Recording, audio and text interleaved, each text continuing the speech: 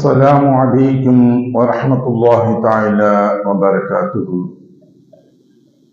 الحمد لله نحمده ونستعينه ونستغفره ونؤمن به ونتوكل عليه ونعوذ بالله من شرور أنفسنا ومن سيئات أعمالنا. من يهد الله فلا مضل له ومن يضلل فلا هادي له. ونشهد أن لا إله إلا الله وحده لا شريك له. ونشهد أن سيدنا مولانا محمدا عبده ورسوله.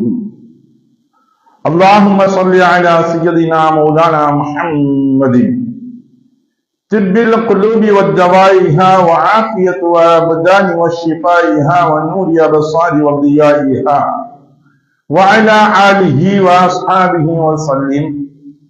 ربي اشرح لي صدري ويسر لي امري واحلل عقدة من لساني يفقهوا قولي. ربي زدني علما. اما بعد فقد قال الله تعالى في القرآن الكريم في القرآن المجيد: اعوذ بالله من الشيطان الرجيم بسم الله الرحمن الرحيم. اهدنا الصراط المستقيم صراط الذين انعمت عليهم. صدق الله العلي العظيم.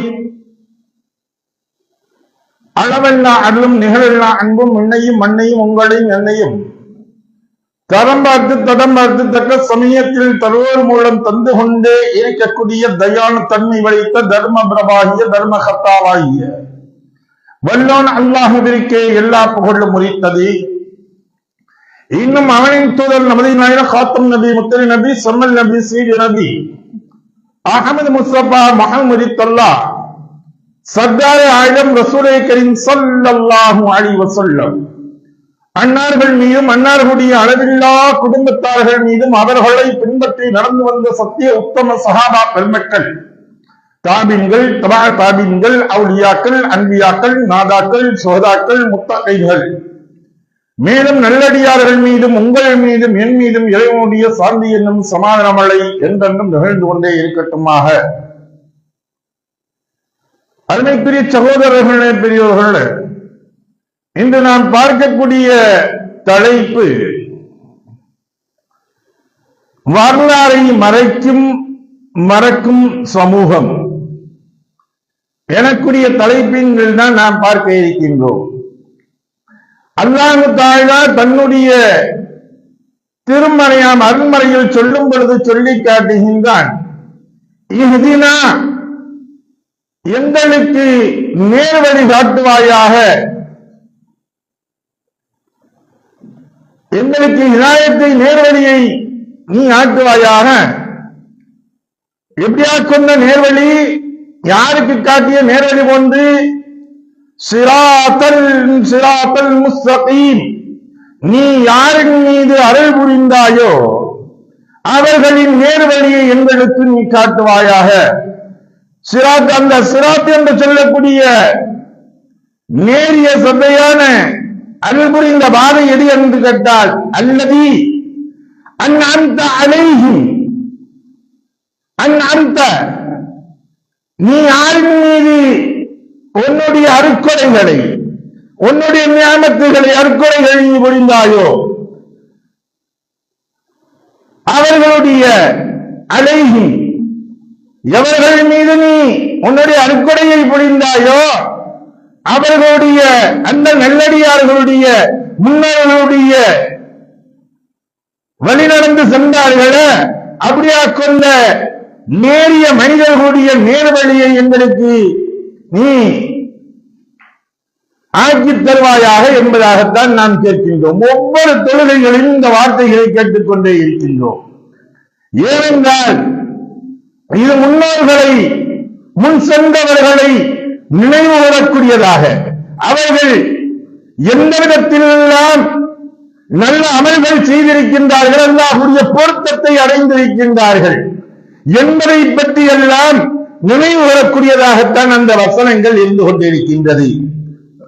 அருமைக்குரிய சகோதரர்களே, பெரியவர்களே, இன்றைய காலகட்டம், இன்று நடக்கக்கூடிய இந்த பாசிசிய காலகட்டத்தில் எந்த அளவிற்கு வருகின்றது என்றால், இஸ்லாமியர்களுடைய வரலாறுகள் அனைத்துமே அழிக்கப்பட்டும் புதைக்கப்பட்டும் மாற்றப்பட்டும் திரிக்கப்பட்டும் வந்து கொண்டிருக்கின்றது. எந்த சமூகம் தன்னுடைய முன்னோர்களுடைய கடந்த கால வரலாறுகளை மறந்து விடுமோ, அல்லது எந்த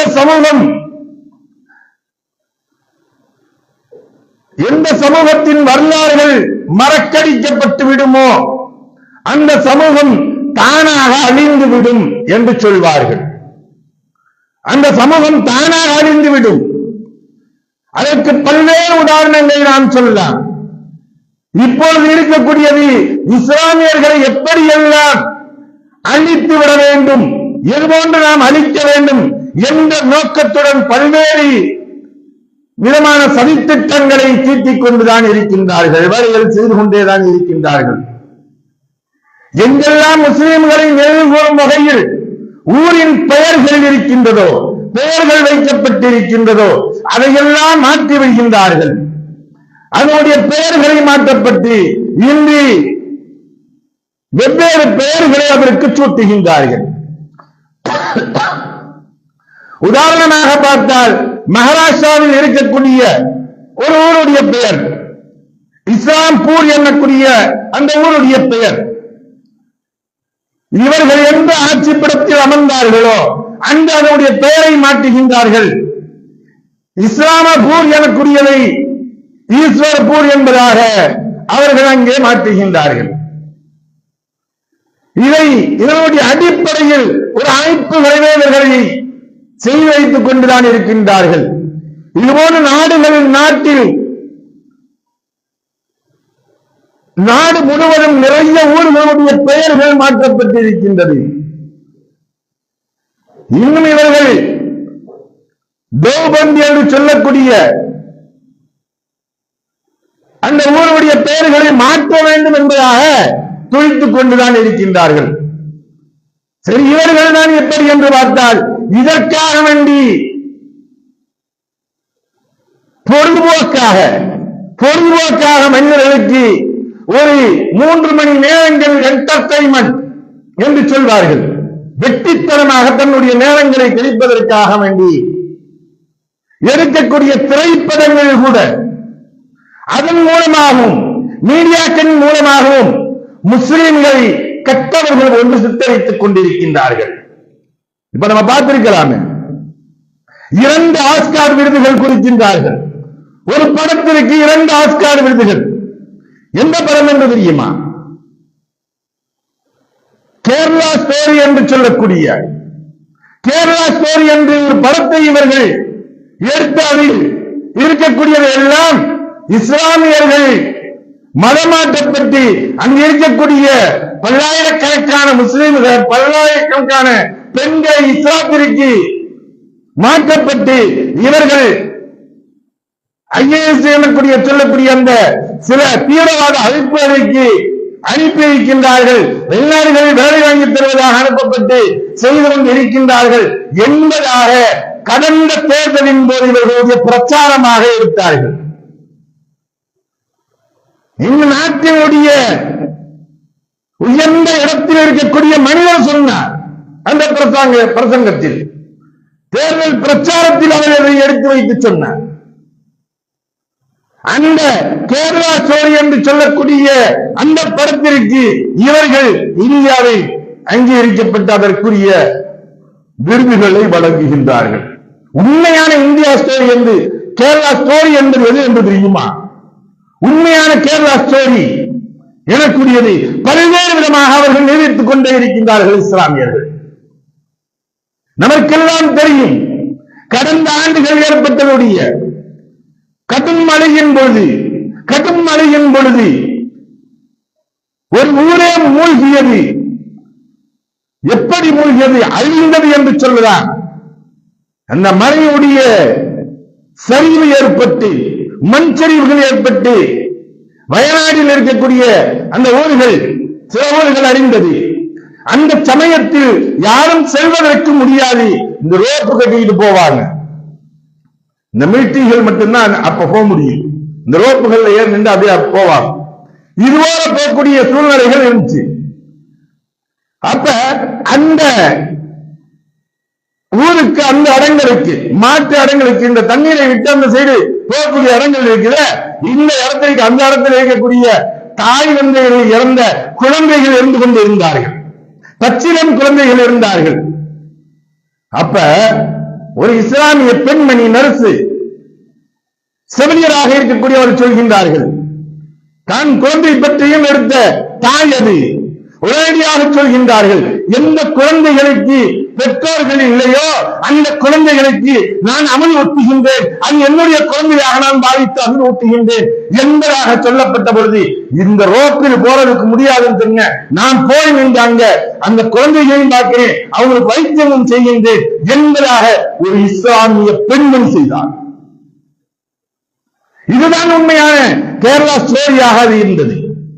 அருமைக்குரிய சகோதரர்களே, இவர்கள் பிரித்து எடுக்கக்கூடிய படங்கள் அது. இது கடந்த காலங்கள், நிகழ்காலத்தில் இப்பொழுது நடந்தது. இவ்வாண்டுகளில் சில மாதங்களுக்கு முன்பதாக ஒரு பெண்மணி அரபு நாடுகளில் கொலை செய்யப்பட்டால் அங்கே அவர்களுக்கு மரண தண்டனை தான் உறுதி என்பதாக இருந்து கொண்டிருக்கக்கூடிய சூழ்நிலைகள். யாரோ பார்க்கிறாங்க, 52 இன்ச்சும் பார்க்கிறாரு, எல்லா பேரும் பார்க்கிறாங்க, மோடி பார்க்கிறாங்க. அந்த பெண்மணிக்கு, இந்தியாவை சார்ந்த பெண்மணி, ஒரு இந்து சகோதரி, அந்த பெண்மணிக்கு தூக்கு தண்டனை, மரண தண்டனையை நிறுவப்பட்டுள்ளது, அதை நீக்க வேண்டும் என்பதற்காக வேண்டி பேசி பார்க்கிறாங்க. யாரு பேசி ஒன்னும் செய்ய முடியாதுன்னு முடிவு பண்ணதாங்க. எங்க கோர்ட் வந்து காசுக்கோ படத்துக்கோ அல்லது யாருக்கும் ஜாட அடிக்கக்கூடிய கோர்ட் இல்ல, எங்க தீர்ப்பு அப்படி அல்ல, நாங்கள் கொடுத்ததுதான் என்பதாக சொன்னது. அப்பொழுது ஒருவர் கேரளாவை சார்ந்த ஒரு ஆளின் தலையிடுகின்றார். ஏபி அபூபக்கர் முஸ்லியார் என்று சொல்லக்கூடிய அந்த மனிதர் தலையிடுகின்றார். நம் இந்திய நாட்டை சார்ந்த சகோதரி ஒருத்தவருக்கு, ஒரு நபருக்கு இது போன்ற தண்டனைகள் கொடுக்கப்பட்டிருக்கின்றன என்பதை அறிந்தவுடனே அந்நாட்டுடைய மன்னருக்கு, அரசருக்கு நேரடியாக தொடர்பு கொள்கின்றார். தொடர்பு கொண்டு எடுத்து அரபியில் உரையாடப்படுகின்றது. உரையாடப்பட்டு என்ன செய்கின்றார்கள்? முதன்மையாக சற்று தள்ளி வைக்கப்படுகின்றது, மரண தண்டனை நிறுத்தி வைக்கப்படுகின்றது. அதற்கு பின்னால் பேசப்பட்டு முழுமையாக அது ரத்து செய்யப்பட்டு அந்த பெண்மணியை இந்தியாவிற்கு அழைத்து வரப்படுகின்றது. இதுதான் உண்மையான கேரளா ஸ்டோரி. அங்கு சகோதரத்துவத்துடன் வாழ்ந்து கொண்டிருக்கக்கூடியவர்கள் தான். அதுவும் இந்தியா, அந்த தமிழ்நாட்டுடைய ஒரு பகுதியாக இருந்த மாநிலம்தான்.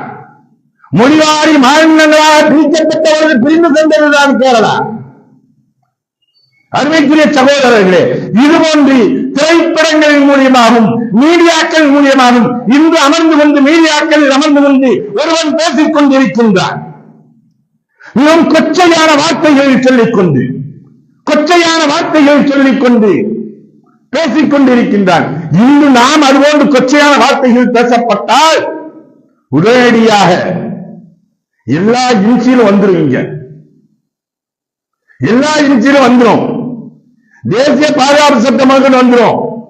ஆனால் சிறுபான்மையராக இருக்கக்கூடிய இஸ்லாமியர்களை கொச்சையான முறைகளில் அவன் மீடியாக்களில் அமர்ந்து கொண்டு 20 நிமிடங்கள் பேசிக் கொண்டிருக்கின்றான். சகோதரத்துவத்துடன் இருக்கக்கூடிய தமிழ்நாட்டை சீரழிக்க வேண்டும் என்பதற்காக வேண்டி பல்வேறு திட்டங்களை கையில் எடுத்து செய்து கொண்டேதான் இருக்கின்றார்கள். மீடியாக்களின் மூலியமாக இவர்கள் தங்களுடைய துஷ்பிரயோகத்தை செய்து கொண்டுதான் இருக்கின்றார்கள். எந்த மீடியாக்களும் மற்ற மீடியாக்கள் கூட நம்மளுக்கு சப்போர்ட் செய்யக்கூடியது இல்லை. கார்ட்டூன், குழந்தைகளுடைய கார்ட்டூன், இந்த கார்ட்டூன் குழந்தைகளுக்கு எதுக்காக அந்த கார்ட்டூன் செய்யறாங்க? ஒரு பெற்றோர்களுக்கு தொந்தரவு கொடுத்துட்டு இருக்கிற, அப்ப மொபைல்ல கார்ட்டூனை போட்டு காட்டுவாங்க. கார்ட்டூனை போட்டு காட்டுன்னு அந்த குழந்தைய அப்படியே பார்த்துக்கிட்டு இருக்கும். ஒரு 3 வயசுக்குள்ள வந்து பார்த்துக்கிட்டே இருக்கும். ஏன் அதுக்குள்ள இவங்க எல்லா வேலையும் முடிச்சுக்கலாம் அப்படிங்கிறதுக்காக இந்த கார்ட்டூன் படம் தான் வந்துச்சு. இந்த கார்ட்டூனின் விஷமைத்தன்மத்தை புகுத்துகின்றான். குழந்தை பிஞ்சு மனதில், 3 வயது குழந்தையுடைய மனதில் அங்கே நஞ்சை விளைப்பது போன்று குத்தப்படுகின்றது. எப்படி என்று தெரியுமா? அந்த கார்ட்டூன்ல அது என்னமோ பீம் என்ற ஒரு கார்ட்டூன், அதில் வரக்கூடியவர்கள் இவங்க எல்லாம் கதாநாயகராக நல்லவர்களாக வரக்கூடியவர்கள் எல்லாம் பார்த்தீங்கன்னா அவங்களுடைய வேஷத்துல எல்லாத்தையும் அணிஞ்சுக்கிட்டு, நூலை அணிஞ்சுக்கிட்டு, எல்லாத்தையும் அணிஞ்சுக்கிட்டு வர்றாங்க. ஆனா அங்க வந்தன இவங்க எல்லாம் கடத்தலுக்கு வர்றாரு தாடி தொப்பியோட. அப்ப இஸ்லாமியர்கள் எனக்கூடியவர்கள் அதற்கு ஒரு முஸ்லீமுடைய பெயர்களை சூட்டுகின்றான். அந்த 3 வயதுடைய குழந்தையுடைய மனதில் எப்படி ஏற்றப்படுகின்றது? முஸ்லிம்கள் எனக்கூடியவர்கள் ஒரு தீவிரவாதிகள், அவர்கள் மோசமானவர்கள் என்பதாக சொல்லிக்கொண்டே வருகின்றார்கள். இப்பொழுது இவர்களுடைய பரிணாம வளர்ச்சி என்று கொண்டு வந்து விட்டார்கள் என்று தெரியுமா? இவர்களுடைய கரங்களில் அனைத்தும் இருப்பது என்பதை எண்ணிக்கொண்டு படிக்கக்கூடிய பாட புத்தகங்களிலும் முஸ்லிம்கள் கெட்டவர்கள் என்பது போன்று சித்தரித்துக் கொண்டிருக்கின்றார்கள். NCERT என்று சொல்லக்கூடிய எனப்படும் தேசிய கல்வி ஆராய்ச்சி மற்றும் பயிற்சி குழுமம் குடியேறக்கூடிய அமைப்பில் அண்மையில் வெளியிடப்பட்ட CBSE உடைய அந்த பாட புத்தகம் இருக்கின்றது. பள்ளி பாட புத்தகங்கள் 8ஆம் வகுப்பு, 11ஆம் வகுப்பு, 12ஆம் வகுப்பு இந்த வகுப்புகளுடைய பாட நூல்களில் பிஞ்சு உள்ளங்களின் நஞ்சை விளைக்கும் விதமாக இதை பற்றி அவர்கள் விரிவாக ஜமாத்துலமா இதை பத்தி சொல்லியிருக்காங்க. அந்த 8ஆம் வகுப்பு பாட புத்தகங்கள்ல இவங்க என்ன செய்யறாங்க அப்படின்னா, எதை கொண்டு வந்து பூத்திருக்காங்க அப்படின்னா, மோலாய மன்னர்கள் ஆட்சி காலத்தை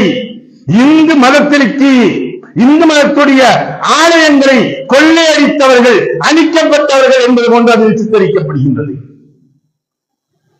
அதனுடைய காலங்கள் அழிக்கப்பட்ட காலங்களாக இவர்கள் சித்தரிக்கின்றார்கள். மோலாய அரசர்களை காட்டுமிராண்டிகளாகவும் வன்முறையாளர்களாகவும் காட்டுகின்றார்கள். 11வது பாட புத்தகத்தில் குஜராத் படுகொலை பற்றி பாடம் முற்றிலுமாக நீக்கப்பட்டது. கோத்ரா தீயரிப்பு சம்பவம் நடந்தது அல்லவா? அதற்கு முன்னால் ஒரு பெரிய ஒரு சம்பவம், நாட்டவே ஒழிக்கிய சம்பவம், என்றும் நாம் மறக்க முடியாத ஒரு சம்பவம். இப்பொழுது அந்த கயவன் பேசிக் கொண்டிருக்கின்றான். அந்த பழைய வீடியோக்கள்லாம் இப்ப வெளியாகி வருது.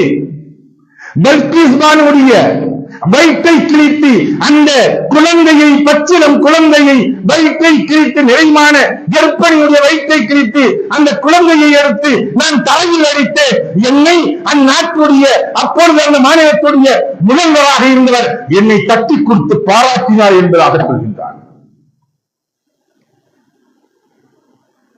இந்த கொடூரத்தை பற்றி அன்றைய பாட புத்தகத்தில் இருந்தது. 11வது பாட புத்தகத்தில் இந்திய நாட்டிற்கு கரும்புள்ளியாக இருந்தது. அன்று அம்மாநிலத்துடைய முதல்வராக இருந்தவருக்கு அமெரிக்கா நாட்டிற்கோ இது போன்ற சில நாடுகளுக்கு வருவதற்கே தடை விதித்திருந்தார்கள். ஏனென்றால் இவன் அவ்வளவு கொடூரன் என்பதாக அவர்கள் சொல்லி வைத்திருந்தார்கள். அருமைக்குரிய சகோதரர்களே, இதை முற்றிலுமாக நீக்கப்பட்டுள்ளது. 12ஆம் வகுப்புடைய பாட புத்தகத்தில் மோலாய அரசர்களை பற்றி 29 பக்கங்கள் கொண்ட 9வது அத்தியாயம் முற்றிலுமாக நீக்கப்பட்டிருக்கின்றது. நீக்கப்பட்டு இது மட்டுமல்ல, காந்தியை கொன்ற கோட்சையை பற்றி விவரமும் நீக்கப்பட்டிருக்கின்றது. காந்தி தேசியத்திற்கு, இந்தியாவிற்கு சுதந்திரம் பெற்று தந்த அவர் காந்தி என்று சொல்றோம். இந்த காந்தியுடைய வரலாறுகள், அவர்கள் கொல்லப்பட்டது எதனால், எப்படி கொல்லப்பட்டது என்பதை பற்றி எல்லாம் இருந்த பாடங்களையும் நீக்கப்பட்டிருக்கின்றார்கள் முழுமையாக. இதை விட ஒரு வேடிக்கை என்னண்டா, ஒரு 2-3 வருஷத்துக்கு முன்னாடி 8ஆம் வகுப்பு இந்த பாடத்தேர்வுல கேட்கும் பொழுது, பரீட்சையில் கேட்கும் பொழுது கேட்டார்கள், காந்தி எவ்வாறு தற்கொலை செய்து கொண்டார்? குஜராத்துடைய கேள்வியில கேட்கப்பட்டிருந்துச்சு. காந்தி எவ்வாறு தற்கொலை செய்து கொண்டார்? துப்பாக்கியால் சுட்டா, தூக்கு மாட்டி கொண்டா, மருந்து சாப்பிட்டா? ஆக்சன் இந்த 3ல ஏதாச்சும் ஒன்று சூஸ் பண்ணி எழுதணும். அப்ப அந்த குழந்தையுடைய உள்ளத்தில் காந்தி என்பவர் படுகொலை செய்யப்பட்டார். தேச தந்தை என்று சொல்லக்கூடிய காந்தியை படுகொலை செய்யப்பட்டதை எப்படி பிரித்து மாற்றி சொல்கின்றார்கள்? இவர்களுடைய அஸ்திவாரம் இன்று நேற்றல்ல, 1998 இந்த பாசிசத்துடைய ஆட்சி காலங்கள் ஏற்பட்டதிலிருந்து அவர்கள் முதன்மையாக செய்தது என்ன என்று தெரியுமா? ICHR என்று சொல்லப்படும் இந்திய வரலாற்று ஆராய்ச்சி கவுன்சில் என்று சொல்லக்கூடிய இதில் இடம்பெற்றிருந்த ஆசிரியர்களாக இருந்த சுமித் HN பணிக்கர் என்று சொல்லக்கூடிய ஆகியோர் தயாரிப்பு செய்திருந்த இந்திய விடுதலை போராட்டத்துடைய வரலாறுகளுடைய ஆவணங்களை இவங்க முற்றிலுமாக அவர்கள் ஆய்வு செய்து வைத்திருந்தார்கள். இதை முற்றிலுமாக இவர்கள் இந்த திட்டத்தை முடக்கிவிட்டார்கள். உண்மையான வரலாறுகளை ஆராய்ச்சி செய்யும் நடுநிலை வரலாற்று ஆசிரியர்களை, ஆராய்ச்சியாளர்களை இவர்கள் நீக்கினார்கள். இவர்களுடைய சித்தாந்தங்கள், இவர்களுடைய கொள்கைகள், இவர்களுடைய கோட்பாடுகள், இதுகளை இவர்கள் வரலாறாக அது ஆராய்ச்சி செய்வதற்காக இவர்கள் நியமனம் செய்து கொண்டிருக்கின்றார்கள். அன்று முதல் இன்று வரை பாட புத்தகங்களில் முஸ்லிம்களுக்கு எதிரான நச்சு கருத்துக்கள் இடம்பெற்று வருகின்றது. எனவேதான் இதை பற்றி முடிந்த வரைகள் நாம் நம்முடைய மக்களுக்கு, பொதுமக்களுக்கு மத்தியில் இதனுடைய விழிப்புணர்வுகளையும் இஸ்லாமியர்களுடைய நம் நாட்டிற்காக வேண்டி எப்படி பாடுபட்டார்கள், சுதந்திர போராட்டத்திற்காக வேண்டி எப்படி ரத்தம் சிந்தினார்கள் என்பதை பற்றியெல்லாம் இந்த விழிப்புணர்வை ஏற்படுத்தக்கூடிய கடமைப்பட்டவர்களாக நாம் அனைவர்களுமே இருக்கின்றோம். நம்முடைய முன்னோர்கள் எப்படியெல்லாம் முன்னுதாரணமாக வாழ்ந்தார்கள் என்பதை நாம் நினைவு கூற வேண்டும். பின்னுள்ள சமுதாயத்திற்கு இதனுடைய எழுச்சிகள் ஏற்படுத்த வேண்டும். அதனால் அல்லாஹு தஆலா குர்ஆனில் கூட ஏராளமான இடங்களில் பார்த்தால் அல்லாஹு தஆலா முன்னுள்ள நபிமார்களுடைய வரலாறுகளை குறிப்பிடுகின்றார். 114 சூறாக்களில் அத்தியாயங்களில் 22 அத்தியாயங்கள் கடந்த கால வரலாறுகளை பற்றி சொல்லிக் கொண்டேதான் வருகின்றது. அதனுடைய தொடர்களை சொல்லிக் கொண்டேதான் வருகிறது. சூறாக்களுக்கு குர்ஆனின் 3 ஒரு பகுதி கடந்த கால வரலாறுகளை கூறிக்கொண்டேதான் இருக்கின்றது. அதன் அடிப்படையில் தான் நபினா மூசா அலைஹிஸ்ஸலாத்து வஸ்ஸலாம் அவர்களுடைய பெயர்கள் குர்ஆனில் 131 தடவை இடம்பெற்றிருக்கிறது. நபினா ஈசா அலைஹிஸ்ஸலாத்து வஸ்ஸலாம் அவர்களுடைய பெயர்கள் 47 முறைகள் மீண்டும் அல்லாஹ் தஆலா இடம்பெறச் செய்திருக்கின்றார். அழிக்கப்பட்ட ஃபிரௌன் அந்த கொடூரமான அவனுடைய பெயர்கள் 74 முறைகள் அல்லாஹ் தஆலா குறிப்பிடுகின்றார். அன்னை மரியம் அலைஹிஸ்ஸலாத்து வஸ்ஸலாம் அவர்களுடைய பெயர்களை அல்லாஹ் தஆலா 34 தடவை குறிப்பிடுகின்றார்.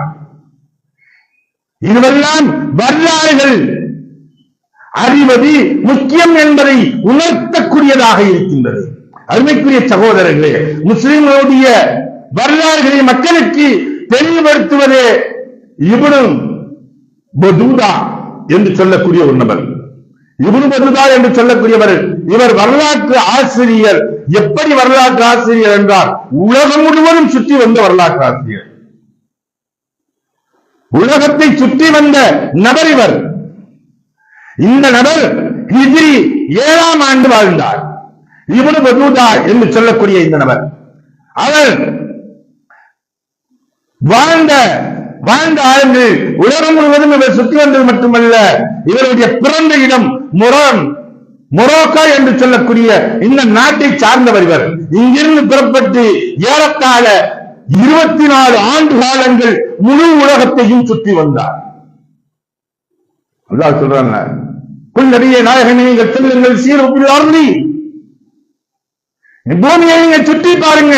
பந்துரு கைஃப கான ஆகிபத்துல் முஜ்ரிமீன். அதே இடத்துல வேற ஒரு இடத்துல அல்லாஹ் சொல்லும்போது சொன்னார், கைஃப பதஅல் ஹல்க். பந்துரு, நீங்க பாருங்க, உத்து பாருங்க, கைஃப எப்படி நாம் படைத்திருக்கின்றோம், இதில் நாம் எப்படி அமைத்திருக்கின்றோம், என்பது போன்றெல்லாம் நீங்கள் பாருங்கள் என்பதாக அல்லாஹு தஆலா இந்த வசனங்களில் சொல்லி காட்டுகின்றானே. பல இடங்களில் அல்லாஹு தஆலா சொல்லித்தான் காட்டுகின்றான். அப்ப இவர் தன்னுடைய அனுபவத்தை சொல்கின்றார். ரஹீலா என்ற ஊரின் பெயரில், ரஹீலா என்ற பெயரில் இவர் ஒரு நூல் எழுதுகிறார். அதில் அவர் குறிப்பிடும் போது, நான் நபியினா ஆதம் அலைஹிஸ்ஸலாத்து வஸ்ஸலாம் அவர்களுடைய இறங்கியதாக கூறப்படும் சர்தீப் என்று சொல்லக்கூடிய என்னும் மலையை பார்த்தோம். அது கடல் மட்டத்திலிருந்து மிக உயரமாக இருந்தது. அதை கடலில் இருந்து நாங்கள் பார்த்த பொழுது எங்களுக்கும் அதற்கும் இடையில் 9 நாட்கள் தொலை தூரமாக இருந்தது. 9 நாட்கள் நடந்து சென்றால் எந்த தொலை தூரம் இருக்குமோ அந்த தொலை தூரமாக இருந்தது. எப்படியாவது நாங்கள் ஏறிய பொழுது எங்களுக்கு தாழ்வாக ஒரு மேகம் இருந்தது. அவர் சொல்றார், தாழ்வாக அம்மலையில் சில மரங்கள் இருந்தன. அதன் இலைகளோ பூக்களோ உதிர்வதில்லை. அந்த மலையில அங்கு ஃபஸீஹ் என்றொரு இடம் உள்ளது. அங்குள்ள ஒரு உயரமான கரும்பாறையில் நபியினா ஆதம் அலைஹிஸ்ஸலாத்து வஸ்ஸலாம் அவர்களின் புனித பாதங்க சுவடுகள் காணப்பட்டன. அந்த இடத்தில் மட்டும் சிறிய பள்ளம் காட்சி அளித்தது. நபியினா ஆதம் அலைஹிஸ்ஸலாத்து வஸ்ஸலாம் அவர்கள் இறங்கினது. நீங்க நம்ம யாராச்சும் போய் அதை பார்க்கணும் போயிருக்கோமா? இது எங்க வேற எங்கேயும் இல்லை, இந்தியாவை தொட்டு சில ஒண்ணுலதான். இன்னும் சொல்ல போனா அகண்ட பாரதம் அகண்ட இந்தியான்னு சொன்னா ஃபர்ஸ்ட் இதைத்தான் கொண்டு வந்து சேர்க்கணும். இது ஸ்லோனை கொண்டு வந்து நம்மள்ட்ட சேர்க்கணும். அதுதான் அது இந்தியாவில் இருந்ததுதான், இந்தியாவில் இருந்து பிரிந்து சென்றதுதான். அப்ப அவர் இந்த துஹத்துன் நலாயிர் என்று சொல்லக்கூடிய நூலிலும் புன்யானுல் மன்சூஸ் என்று சொல்லக்கூடிய நூலின் பக்கம் 57 இதை இவர் குறிப்பிட்டிருக்கின்றார். அந்த அளவுக்கு ஆதம் அலைஹிஸ்ஸலாத்து வஸ்ஸலாம் அவர்கள் வரலாறுகள் மறக்கடிக்கப்பட்ட சமூகம் விரைவாக அழிந்துவிடும் என்பதற்கு இப்பொழுது நாம் பார்க்கக்கூடிய வரலாறுகள் தெரிகின்றது. அந்த வழியாகத்தான் ஆதம் அலைஹிஸ்ஸலாத்து வஸ்ஸலாம் அங்க இருந்து இறங்கி மணல் திட்டு வழியாக நடந்து வந்தார்கள். அவங்க 60 முழம் இருப்பாங்க. 60 முழம் 60 முழம் எவ்வளவுன்னு பாத்தீங்க, அந்த ஹைட் இருப்பாங்க. அவங்க நடக்கக்கூடிய ஒவ்வொரு எட்டுக்கள் பெருங்கொண்ட எட்டுக்களாக இருக்கும். திருவண்ணூர்ல இருந்து இங்க வந்தாங்கன்னா ஒரு 10-15 8 50 எட்டுக்குள்ள இங்க வந்துருவாங்க இந்தியாவுக்குள்ள. அப்ப அந்த மணல் திட்டுக்களாக இருந்தது. நம்ம இந்தியாவுடைய மேப்பை பார்ப்போம். இந்தியாவுடைய மேப்ல ஒரு சிறிதாக இருக்கக்கூடிய சிலோன் நமக்கு தெரியும். இந்த சிலோன் முன்னாடி ஒட்டிதான் இருந்துச்சு. 2வது இந்த பூமி பிளவுகள் ஏற்படக்கூடிய சமயத்தில் இது ஆராய்ச்சியாளர்கள் சொல்வார்கள். இப்பொழுதும் கூட ஒரு கண்டம் பிரிந்து கொண்டு இருக்கின்றது என்பதையும் சொல்கின்றார்கள். இப்ப இந்த பிரிந்து செல்லக்கூடிய சமயத்தில் இப்பொழுது விரிவாக ஆயிடுச்சு. அப்பொழுது சேர்ந்துதான் இருந்துச்சு. இந்த மணல் திட்டாக இருந்தது. அந்த மணல் திட்டின் வழியாகத்தான் ஆதம் அலைஹிஸ்ஸலாத்து வஸ்ஸலாம் அவர்கள் இறக்கப்பட்டது, முதன்மையாக இறக்கப்பட்டது இந்த இந்தியாவில் தான் என்பதை நாம் விளங்க வேண்டும். அது மட்டுமல்ல, ஆதம் அலைஹிஸ்ஸலாத்து வஸ்ஸலாம் அவர்கள் பேசிய பாஷைகள் எது என்று தெரியவில்லை. அது தமிழாக இருக்கலாம் என்பதாக ஊகிக்கப்படுகின்றது. அப்ப அங்க இருந்து அவங்க நடந்து வந்தாங்க. நடந்து வந்து இப்படியே போறாங்க. எங்க பாகிஸ்தான், ஈராக் இந்த வழியாக போய்தான் டாக்டர் ஜித்தால ஒண்ணு சேர்றாங்க. அரபா மைதானத்தை ஹவ்வா அலைஹிஸ்ஸலாத்து வஸ்ஸலாம் அவங்களை இறக்கப்பட்டது ஜித்தால. இப்ப 2 பேரும் ஒண்ணு சேர்றாங்க அரபால போய். அருமைக்குரிய சகோதரரே, இந்த நடந்து வந்தாங்கல்ல மணல் திட்டு என்று சொல்கின்றோம் அல்லவா, இந்த மணல் திட்டு தான் ஆதம் பாலம் என்பதாக, ஆதம் அலைஹிஸ்ஸலாத்து வஸ்ஸலாம் அவர்கள் வந்தவுடைய வழி என்பதாக நாம் சொல்லிக் கொண்டிருக்கின்றோம். அதுதான் இந்த சேது சமுத்திர திட்டங்கள் கொண்டு வந்தார்கள் முன்னுள்ள ஆட்சியாளர்கள். அந்த சேது சமுத்திர திட்டத்தை முடக்கப்பட்டுச்சு. அந்த சேது சமுத்திர திட்டத்தை குறிப்பிட்டு இருக்கக்கூடியது ஒரு மணல் திட்டம் இருக்குது. அந்த மணல் திட்டம் அப்புறப்படுத்தணும். அப்புறப்படுத்தின போக்குவரத்து இலங்கைக்கும் தமிழகத்திற்கும் இந்தியாவிற்கும் அதிகமாக போக்குவரத்துகள் அதிகமாக இருக்கும். அப்ப வர்த்தக போக்குவரத்துகள் அதிகமாக வரக்கூடிய சமயத்தில் இந்தியாவுடைய அனைத்து வளர்ச்சிகளும் மேலோங்கிக் கொண்டு இருக்கும் என்பதாக அந்த திட்டத்தை கொண்டு வந்தாங்க. இந்த திட்டத்தை இவங்களுக்கு இந்த திட்டம்லாம் தேவையில்லை, வளர்ச்சியெல்லாம் தேவையில்லை, ஏதாச்சும் ஒரு விஷயத்தை வச்சு அதை முடக்கணும்.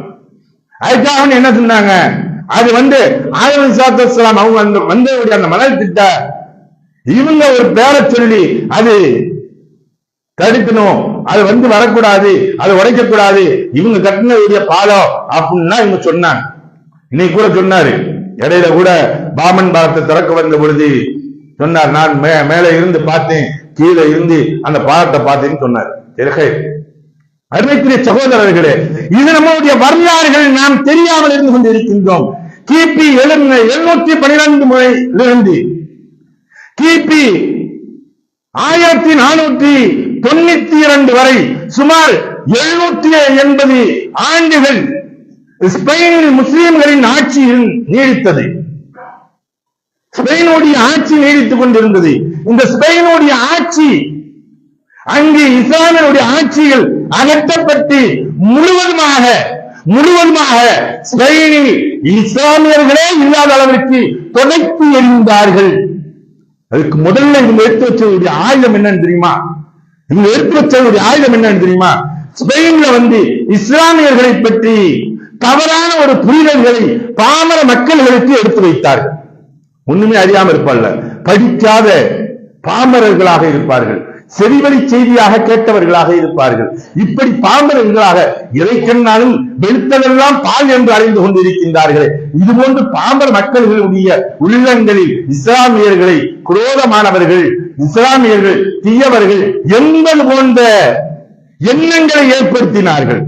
அடுத்தபடியாக இஸ்லாமியர்கள் ஒரு துரோகிகள் என்றாக, இஸ்லாமியர்கள் என்பதை இவர்கள் எந்த இடங்களில் கால் வைக்கின்றார்களோ அங்கு கொள்ளையடித்து விடுவார்கள், அங்கே கொலை செய்து விடுவார்கள், அங்கே தவறான எண்ணங்களை செய்து விடுவார்கள் என்பதாக இப்படி கொஞ்சம் கொஞ்சமாக பரப்பி மொத்தமாக எப்படி ஆகிவிட்டார்கள். ஸ்பெயின் மக்கள் இஸ்லாமியர்களை கண்டாலே அடித்து வைத்து கொலை செய்யும் அளவிற்கானார்கள். அவர்கள் நாட்டை விட்டு ஸ்பெயினை விட்டு கடத்தப்பட்டார்கள்.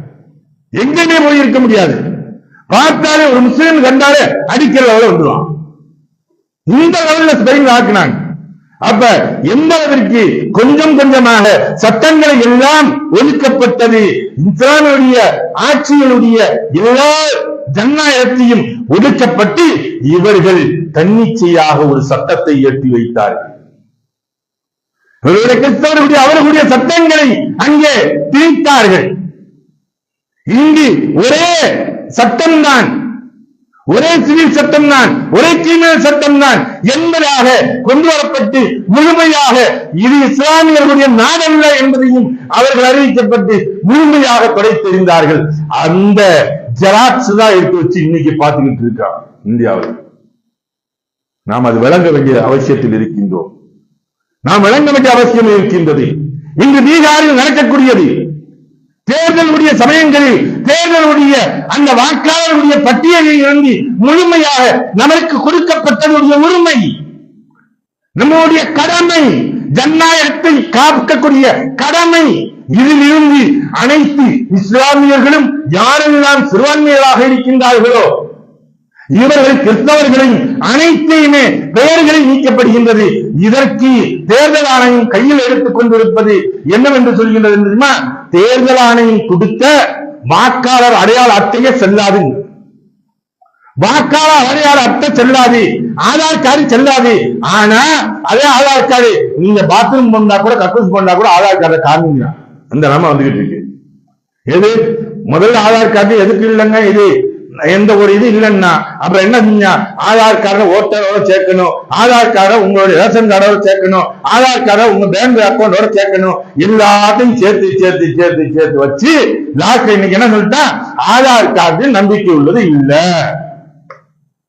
அந்த தேர்தல் ஆணையமே முன்னாடி என்ன சொல்லிச்சு, உங்களுடைய வாக்காளர் அடையாள அட்டையுடன் ஆதார் கார்டை இணைக்கப்பட்டால் தான் அது அங்கீகரிக்கப்பட்டதாக ஆகும் என்பதாக சொன்னது. அந்த தேர்தல் ஆணையமே இங்கு எடுத்துக்கொள்வதில்லை. வாக்காளர் அடையாள அட்டையும் எடுத்துக்கொள்வதில்லை, ஆதார் அட்டையும் எடுத்துக்கொள்வதில்லை, உங்களுடைய பேங்குடைய பாஸ்புக்கை எடுத்துக்கொள்வதில்லை. எந்த 24 ஆவணங்களில் எந்த ஒரு ஆவணங்களையும் நாங்கள் ஏற்றுக்கொள்ள மாட்டோம். ஆனால் எந்த ஒரே ஒரு ஆவணம் உன்னுடைய பிறப்பு சான்றுகளை கொண்டு வா என்பதாக சொல்கின்றது. இன்னைக்கு நம்ம அண்ணன் இருக்காங்க, ரஷீத் அண்ணன் 90 வயசுக்கு மேல ஆகுது, கஜர்த்தி இருக்காங்க. இவங்க எல்லாம் பிறப்பு சான்றிதழ் போய் கேட்டோம்னா எங்க போய் கேட்டு வாங்க முடியும்? ஒன்னும் சொல்ல போனா ஒரு 50-60 வயசு உள்ளவங்களுக்கே பிறப்பு சான்றிதழ் கேட்டா இருக்கிறான்னு தெரியல. 40 வயசுக்கு மேல உள்ளவங்களுக்கு பிறப்பு சர்டிபிகேட், பெர்த் சர்டிபிகேட் இருக்கான்னு கேட்டா இருக்காது. இப்ப இதை கொண்டு வந்தால்தான் நீ வாக்களிக்க முடியும் என்பதாக சொல்லி நம்முடைய உரிமைகளையும் பறிக்கப்படுகின்றது, வரலாறுகளையும் பிரிக்கப்படுகின்றது, ஏன் இல்லை அழிக்கப்படுகின்றது. அருமைக்குரிய சகோதரர்களே, உசாராக நாம் இப்பொழுது விழிப்புணர்வோடு இருக்கக்கூடிய காலகட்டத்தில் இருந்து கொண்டிருக்கின்றோம்.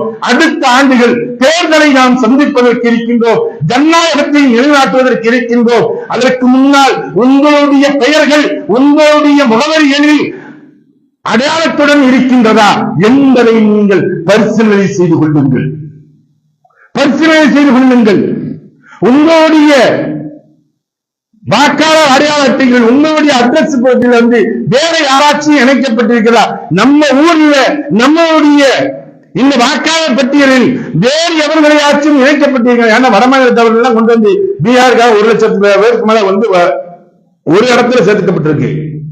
இப்படிதான் கொண்டு வந்து முடிவுகளை மாற்றுவதற்காக வேண்டி பல்வேறு திட்டங்களை இவர்களுடைய சதி திட்டங்களை செய்து கொண்டிருக்கின்றார்கள். அதிலிருந்து விழிப்புணர்விலிருந்து நாம் ஜனநாயகத்தை காப்பாற்றக்கூடிய நம்முடைய முன்னோர்கள் செய்தவருடைய தியானங்களை நினைவூட்டக்கூடிய நன்மக்களாக உள்ளவர்களாக ஆக்கியார் உருவானாக.